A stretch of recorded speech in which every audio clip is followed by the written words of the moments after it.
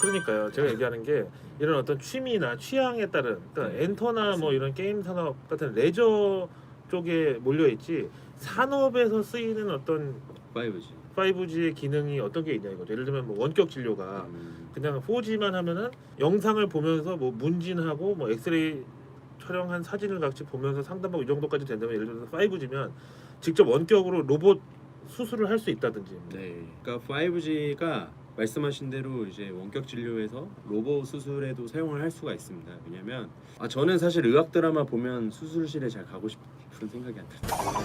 그러니까 이게 사람이 하는 거는 항상 실수가 있기 마련이고 그래서 자꾸 이제 모든 것들이 기계로 많이 대체가 됐잖아요. 뭐 예를 들면 옛날에 공장 라인에서 불량품 이렇게 사람 눈으로 판결하던 거 요즘에는 다 기계가 하고 훨씬 더 수율이 높잖아요. 그러니까 기계가 훨씬 잘하는 거는 분명한데 이걸 못했던 이유가 속도가 느리거나 돈이 많이 들어서 못하는 경우들이 많이 있었습니다. 근데 이거를 이제 5G로 대체하게 되면 사실 수술이라는 거는 되게 어떻게 보면 우리 몸이 되게 신체 부분이 작고 되게 미세한 조절이 필요한데 이거를 뭐 좀 더 빨리 할 수 있다든지 이런 부분이 분명히 효과가 좋을 수가 있을 것 같고요. 또 두 번째는 이 원격 진료라고 하는 거는 대부분이 이게 예방 진료의 목적이 사실은 더 큰 거로 저는 판단을 하고 있거든요. 그러니까 실시간으로 몸속에 뭔가를 측정하고 이걸 가지고 이상이 있다 없다를 빨리 판단해서 병원에 빨리 가서 진료를 빨리 하는 거지.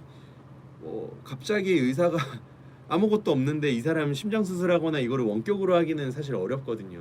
그러니까 지금의 단계는 이거를 실시간으로 예방 차원에서 혈당량도 실시간으로 체크하고 뭐 엑스레이도 실시간으로 뭐 찍는다든지 이런 거를 이제 추구를 하는 건데 그것도 사실은 다 데이터죠. 지금 분명히 그런 부분에도 충분히 도움이 될 수 있을 것이다라는 게 이제 충분히 예상할 수 있는 시나리오지 않나.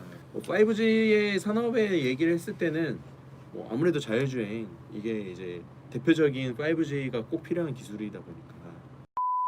그럼 5G가 가장 혜택을 줄 만한 업종 한 3개만 꼽을 수 있다면 뭐 일단 가장 누구나 다 아는 건 자율주행 봐야 될 것 같고요. 엔터?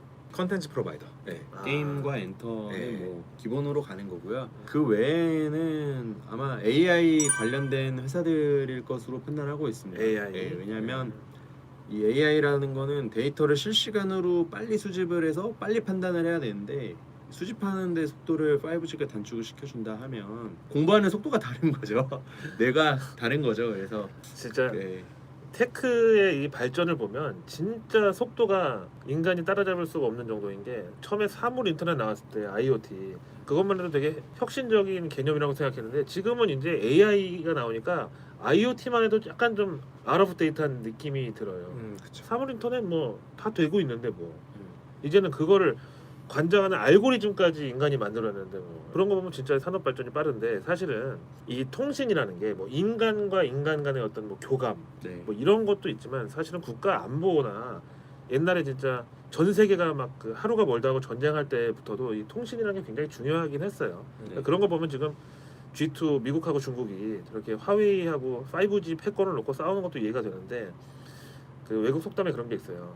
망치가 부실하면 못이 솟아서 못이 솟으면 말 편자가 빠지고 말이 발이 묶이면 전쟁에서 진다. 그만큼 옛날부터 중요한 거예요. 근데 그 말이 어쨌든 지금의 어떤 컨텐츠, 그다음에 망치가 뭐 플랫폼의 역할, 컨텐츠 프로바이더의 역할, 그다음에 전쟁이 지금 뭐 매일매일이 서로 승부를 겨루고 테크 주식 같은 것도 보면 알겠지만 신제품 개발해서 6개월 사이클에만 쳐줘도 그 완전히 그냥 공급 체인이 죽어버리잖아요. 되게 유명한 책 중에서 이제 지리의 힘 이런 책도 있고 그러니까 결국에 어디로 이동할 수 있느냐 그러니까 그 지리를 극복할 수 있는 게 어떤 이동 수단 이동을 하게 해준 어떤 기동력을 갖춘 테크 기술들 이런 건데 5G는 앞으로 세상에 어떤 기동성과 어떤 이동에 대해서 절대적이라고 할 수가 있어요. 우선 통신 기술의 중요성에 대해서 여러 가지 얘기를 할 때 그냥 뭐 쉽게 우리 생활에서 접할 수 있는 거 네, 방탄소년단 콘서트 예매할 때 뭐 이럴 때 속도가 훨씬 빠르면 당연히 유리하겠죠. 그래서 저는 그냥 그랬을 때 생각나는 게 옛날에 수강 신청할 때가 일단 생각나더라고요. 새로 고침 미친 듯이. 그러니까 학점 후하게 잘 주는 교수님 그 교양 들으려고 그쵸. 네, 새로 고침 미친 듯이 하는데 그때도 통신 기술이 빠르면 남들 이렇게 할 때 할 수 있고. 그렇죠, 그렇죠.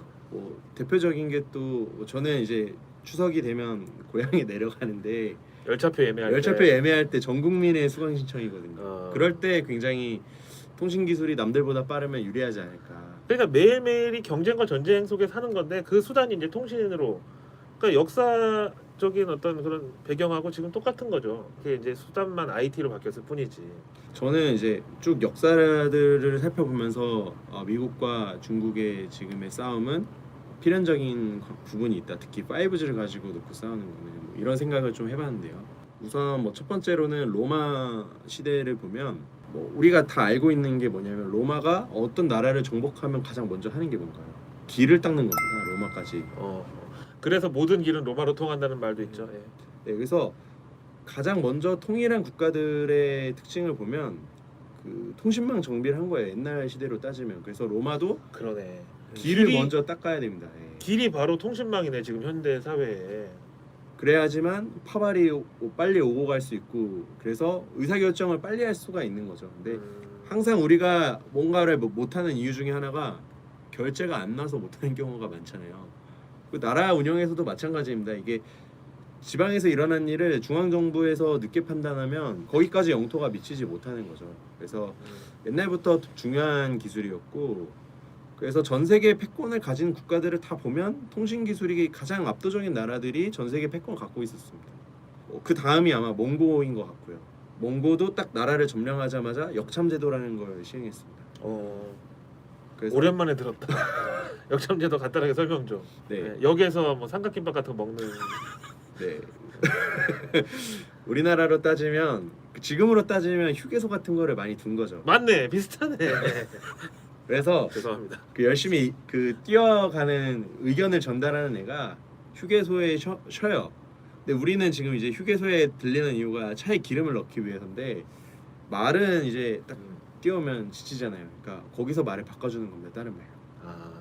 그게 역참이구나. 예. 그래서 더 빨리 더 말을 바꿔 타면서 빨리 갈 수 있게 한 거고 그것과 동시에 이제 해양 교통로도 굉장히 많이 발전을 시켰다고 하더라고요. 그래서 뭐 넷플릭스에 보면 뭐 마르코 폴로 이런 드라마에서 뭐 이탈리아에서도 건너와가지고 네, 중국에서 생활하고 뭐 이런 얘기들이 많이 나옵니다. 통신 기술이나 이 교통 기술은 이게 단순한 그냥 뭐 되고 안 되고의 문제가 아니라 정말 한 나라의 패권을 좌우할 수 있는 옛날에 운명을 정하시. 네, 굉장히 중요한 기술 중에 하나다라는 거를 좀 말씀을 드리고 싶습니다. 예전에 1차 대전 때 보니까 그 무전 암호를 해독하는 그 기술자가 있었는데 독일군의 암호 해독을 해서 더 큰 전쟁을 막았다는 막 그런 영화도 있었고 역사적인 사실이라고 하고.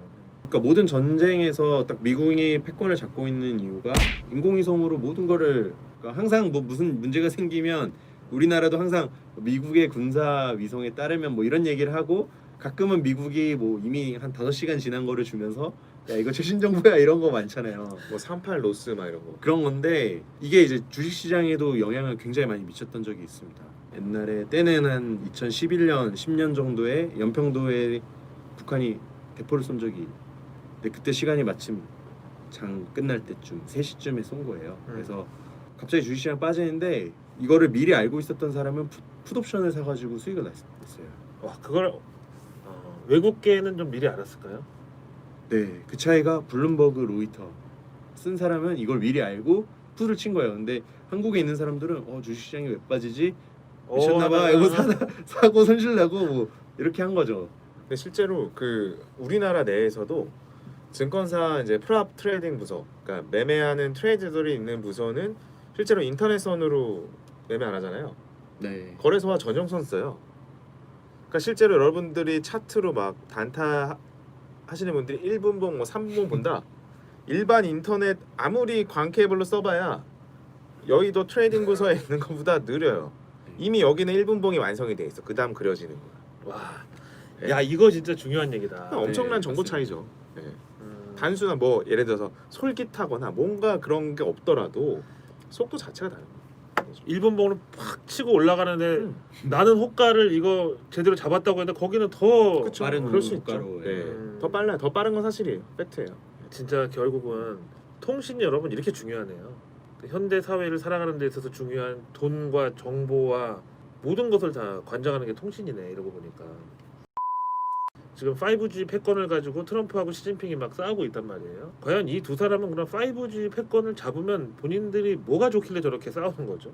뭐 아까 이제 얘기했던 것처럼 뭐 로마, 몽고 그 이후에 뭐 네덜란드, 영국 모든 나라들이 다 통신 기술이 좋았습니다. 그러니까 각 나라들의 발전사를 보면 영국으로 네덜란드에서 패권이 넘어가는데 결정적인 역할을 한 게 증기기관차고 이거는 이제 철도 기술을 통해서 또 정보를 빠르게 할 수 있었던 부분이 있는 거고 영국에서 미국 갈 때는 미국의 벨 연구소에서 통신 기술 만들지 않았습니까?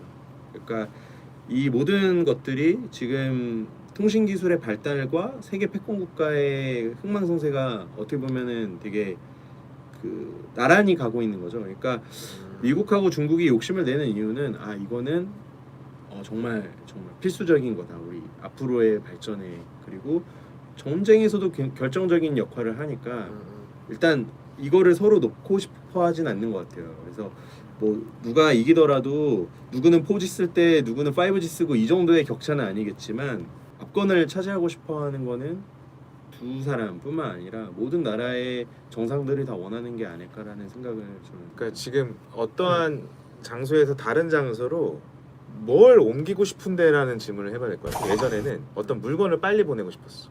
예를 들어서 뭐 여기 있는 물건 저기 지방에다 빨리 팔아야 돼. 다른 나라에다 빨리 팔아야 돼.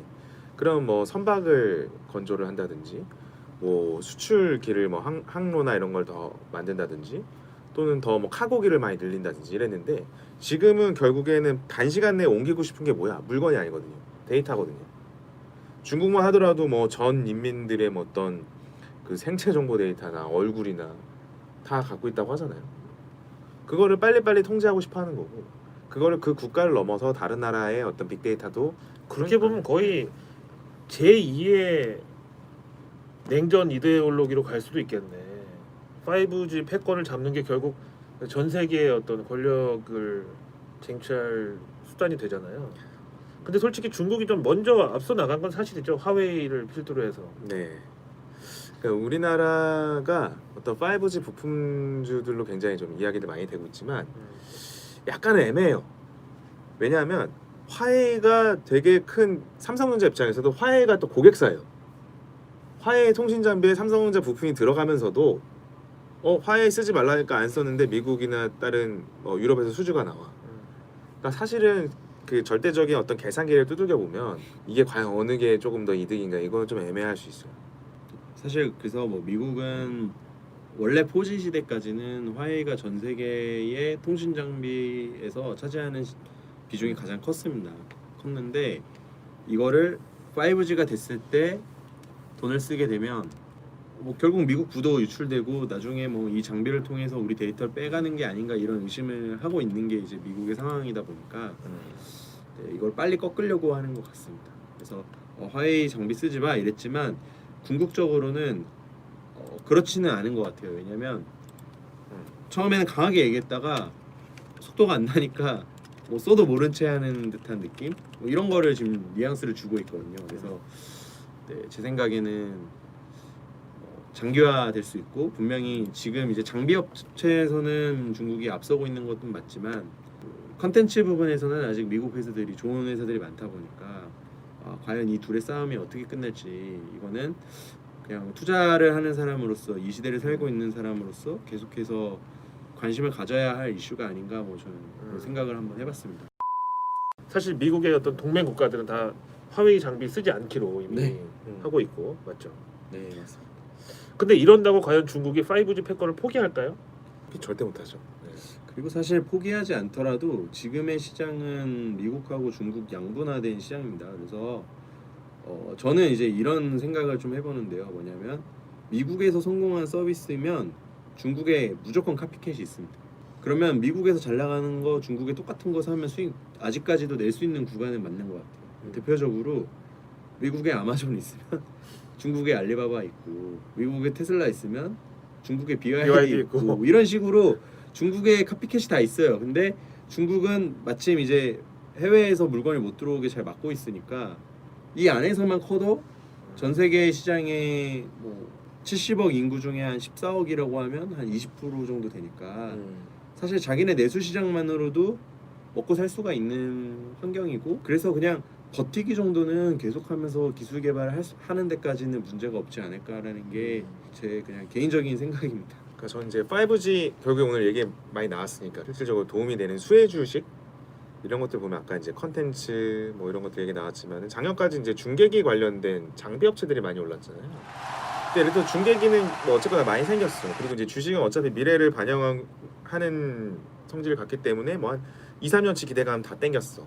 근데 실제로 아직 애플의 휴대폰, 아이폰에 5G가 탑재가 안 돼 있고 그리고 삼성 휴대폰에도 다 5G가 탑재된 건 아니고 그렇다고 본다면 결국에 전 세계인들이 대부분 갖고 있는 이 스마트폰에 들어갈 수 있는 5G 송수신기라든지 5G 관련된 부품 주식들은 이제 꽃을 피는 시작 단계일 수 있다.